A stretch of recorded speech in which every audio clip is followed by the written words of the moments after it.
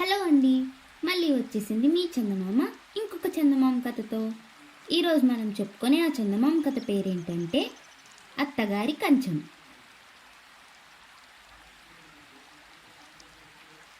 చుక్కపల్లి గ్రామంలో వడ్ల వ్యాపారం చేసే పరమేశం ఒకసారి పని మీద పట్నం వెళ్ళి బావమర్ది ప్రకాశం కొత్తగా అద్దెకు తీసుకున్న ఇల్లు వెతికి కనుక్కునేసరికి బాగా చీకటి పడిపోయింది. ప్రకాశం ఆ మధ్యనే పెళ్లి చేసుకొని కాస్త సౌకర్యంగా ఉండే ఇల్లు దొరకగానే భార్య భాగ్యాన్ని కాపురానికి తీసుకువచ్చాడు. పట్నంలో పరమేశానికి 4 రోజుల పని ఉంది. పనిలో పనిగా బావమరిది కొత్త కాపురాన్ని కూడా చూసిపోదామని అనుకున్నాడు. 1-2 సార్లు తట్టాక తలుపు తెరిచిన ప్రకాశం పరమేశాన్ని చూస్తూనే చిరునవ్వుతో, రా బావా, ఇప్పుడే భోజనాలకు కూర్చున్నాం, కాలు కడుక్కుని వచ్చేసే అన్నాడు. అంతలో ప్రకాశం భార్య భాగ్యం నీళ్ల చెంబుతో వచ్చి, ఇవిగో అన్నయ్య నీళ్లు అంటూ పరమేశానికి నీళ్లు చెంబు అందించింది. పరమేశం కాళ్ళు కడుక్కొని వంటగదిలోకి వచ్చి అక్కడ 3 కంచాలలో భోజనం వడ్డించి ఉండడం చూసి, నేను వస్తున్నట్టు ముందుగానే ఊహించి వడ్డను కూడా చేసి ఉంచారే అన్నాడు ఒక కంచం ముందుగా కూర్చుంటూ. ఆ 3వ కంచంలోది అమ్మ కోసం వడ్డించిన భోజనం బావా అన్నాడు ప్రకాశం. అది విని పరమేశం ఒక్క క్షణం నిర్ఘాంతపోయాడు. తన అత్తగారు ప్రకాశం తల్లి 5 ఏళ్ల క్రితం పోయింది. ఆవిడ కోసం ఇప్పుడు కంచంలో భోజనం వడ్డించడం ఏమిటి? పరమేశం ఆశ్చర్యపోవడం గమనించిన ప్రకాశం, అలా ఆశ్చర్యపడకు బావా, అమ్మ ఈ ఇంట్లోనే ఉంటున్నది, నాకు కనబడకపోయినా భాగ్యానికి కనిపిస్తున్నది, అంతేకాదు అప్పుడప్పుడు భాగ్యానికి సలహాలు కూడా ఇస్తున్నది అన్నాడు. మరి కంచంలో వడ్డించిన భోజనం అత్తయ్య ఎప్పుడు తింటుంది అని అడిగాడు పరమేశం. మేము భోజనం చేసి అత్తయ్య గారి కంచం మీద మూత పెట్టేస్తాం, తెల్లవారేసరికి కంచం ఖాళీగా ఉంటుంది అన్నది భాగ్యం. అయితే ఈ పూట ఇది నేను తినేస్తా, అత్తయ్య భోజనం మాట ఏమిటి అని అనుమానంగా అడిగాడు పరమేశం. నువ్వు మొహమాట పడకుండా భోజనం చేయన్నయ్య, అత్తయ్య గారి కోసం మళ్ళీ వండుతాను అన్నది భాగ్యం నవ్వుతూ. బావామరుదులిద్దరూ భోజనాలు ముగించి కబుర్లు చెప్పుకోసాగారు. భాగ్యం అత్తగారి కోసం వంట ప్రారంభించింది.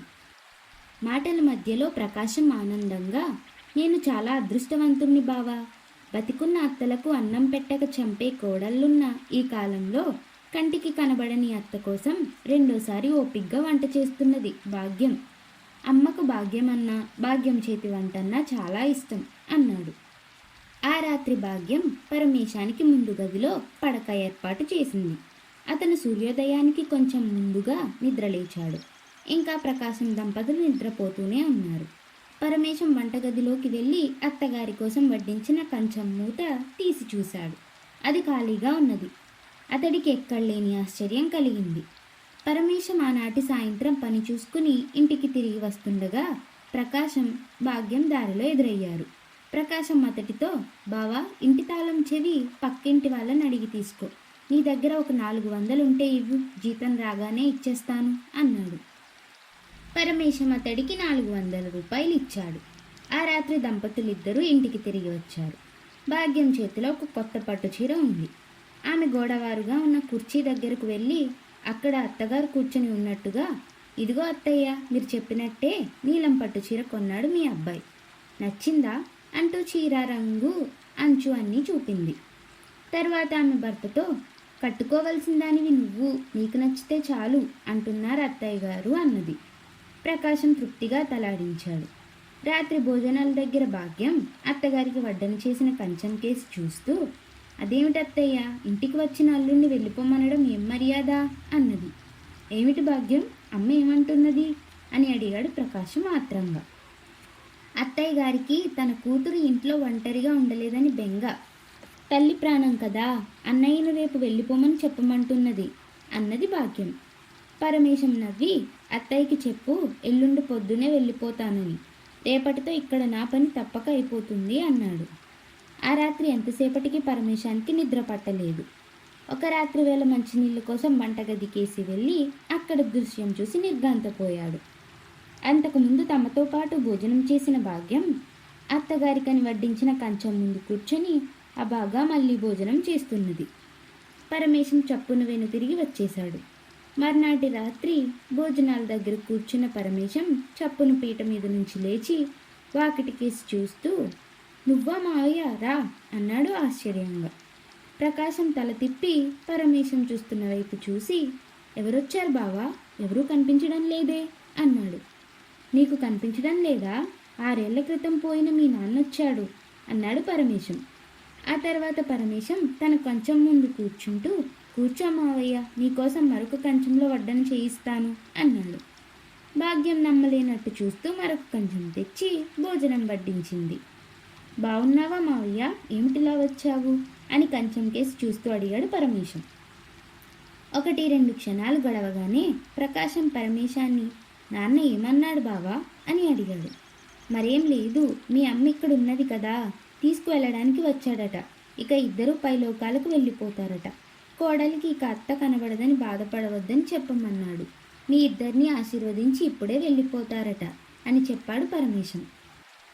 నాన్నెప్పుడూ ఇంతే, ఒట్టి తొందరపాటు మనిషి అన్నాడు ప్రకాశం నిష్ఠూరంగా. భాగ్యం పాలిపోయిన మొహంతో ఏమీ అర్థం కాని దానిలా ఇదంతా చూడసాగింది. ఆ మర్నాడు చీకటితోనే లేచి తన ఊరు వెళ్ళిపోయాడు పరమేశం. అతడి పక్క దుప్పటి తీసి దులుపుతున్న భాగ్యానికి ఒక కాగితం కనిపించింది. అందులో ఇలా ఉన్నది: నిన్ను నా సొంత చెల్లెలుగా భావించి ఈ ఉత్తరం రాస్తున్నాను. నువ్వు ప్రకాశానికి తల్లి మీదున్న ప్రేమను, నమ్మకాన్ని తెలివిగా నీ స్వార్థానికి వాడుకుంటున్నావు. కొత్తగా కాపురానికి వచ్చిన నువ్వు నీ తిండి పుష్టికి సిగ్గుపడి అత్తగారి నాటకం ఆరంభించుంటావు. అత్తగారి పేరు మీద తాహతకు మించి నీ భర్త చేత అప్పులు చేయించి చీరలు సారలు కొనిపిస్తున్నావు. ఇంటికొచ్చిన బంధువులను సాగనంపడానికి కూడా అత్తగారిని అడ్డం పెట్టుకుంటున్నావు. నీ అత్తగారి నాటకానికి తెర దింపించేందుకే నేను మామగారి నాటకం ఆడాను. ఇదంతా నీ మేలు కోసమే. సరే, ఈ జరిగిన దానికి నా మీద నీకు కోపం లేదనుకుంటున్నాను. వచ్చే పండుగకు మీ ఇద్దరూ తప్పక మా ఇంటికి రావాలి.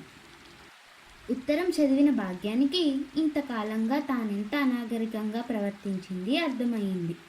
అంతలో ప్రకాశం పడక గది నుంచి బయటికి వస్తూ, ఏమిటి, ఏదో చాలా దీర్ఘంగా ఆలోచిస్తున్నట్టున్నావు అని అడిగాడు.